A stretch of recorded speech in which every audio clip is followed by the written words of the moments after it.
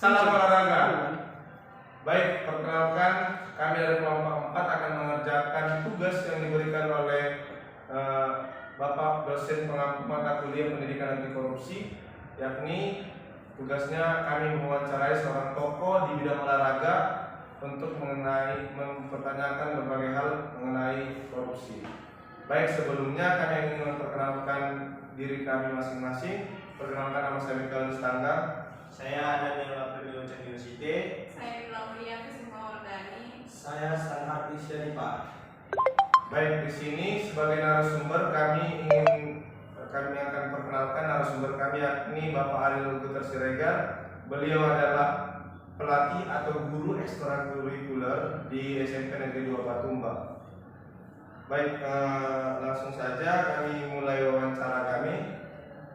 Sebelumnya kepada Bapak Ariel, kami ingin tahu dulu sedikit secara singkat pengalaman Bapak di bidang pencaksilat sampai pada kenapa Bapak berani di usia Bapak yang muda ini sampai ditunjuk sebagai guru di pelatih di pencaksilat di SMP. Nah, sebenarnya saya mengikuti pencaksilat ini mulai tahun 2017 dan pada saat itu saya masih berusia 16 tahun.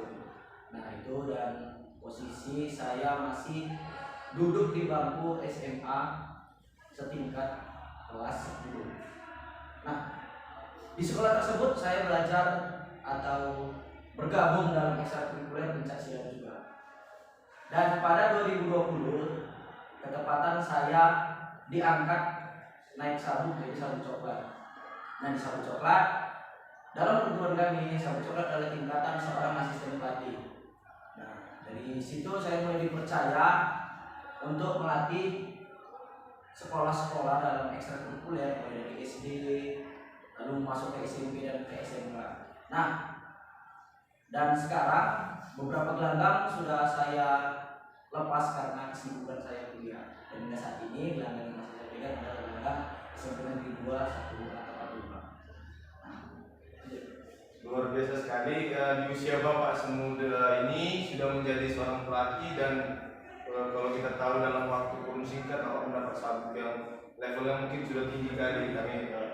Jadi sampai diberikan mandat atau diembankan tugas untuk melatih sebuah sekolah bahkan levelnya sudah tinggi gitu. Baik, untuk mempersingkat waktu kami langsung saja mulai wawancara kami yang akan dimulai dari saudara kami Daniel. Oke, baik Pak. Saya ingin bertanya, apa pengertian korupsi menurut Bapak sendiri? Menurut saya korupsi itu adalah suatu tindakan yang merugikan banyak umat, banyak masyarakat, banyak golongan yang dirugikan dalam tindakan tersebut. Dan tindakan tersebut seharusnya memang tidak terjadi, tetapi masih banyak saja orang yang melakukan pelanggaran tersebut merugikan orang lain, suatu kelompok masyarakat luas. Nah, menurut saya seperti itu tentang korupsi. Baik Pak, pertanyaan yang selanjutnya, apakah Bapak pernah melihat atau melakukan tindakan korupsi? Nah kalau melihat, kita sudah banyak melihat Pak, di siaran-siaran televisi, di laporan-laporan berita-berita televisi terlalu banyak korupsi. Dan tidak menutup kemungkinan korupsi di bidang olahraga juga terjadi kan. Contoh pembangunan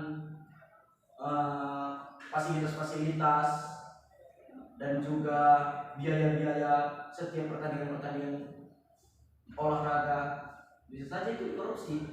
Namun kita tidak bisa langsung menjudge semua itu terjadi korupsi. Dan jika ditanya apakah saya pernah melakukan korupsi, saya pribadi tidak pernah melakukan korupsi. Karena jika saya melakukan korupsi itu tidak ada bersumpah saya. Benar?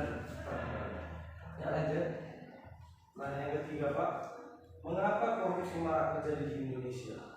Korupsi marak terjadi di Indonesia itu pada umumnya karena sifat natural orang Indonesia adalah tidak peduli, kurang sadar dengan hal-hal sedemikian. Jika bukan kita yang terkena korban, bukan kita yang terkena langsung dampak korupsi, pada umumnya kita akan juga. Saya Indonesia pada umumnya seperti itu. Kita tidak bilang semuanya, tapi kebanyakan sebagian masyarakat Indonesia mewajarkan hal seperti itu, tidak terlalu peduli dengan hal seperti itu. Padahal pada bidang olahraga itu sangat merugikan. Itu sangat merugikan kita karena fasilitas-fasilitas selama ini, uang puding atlet, lalu biaya-biaya akomodasi lainnya. Dan kita bisa lihat olahraga di setiap daerah pelosok di seluruh Indonesia itu masih sedikit.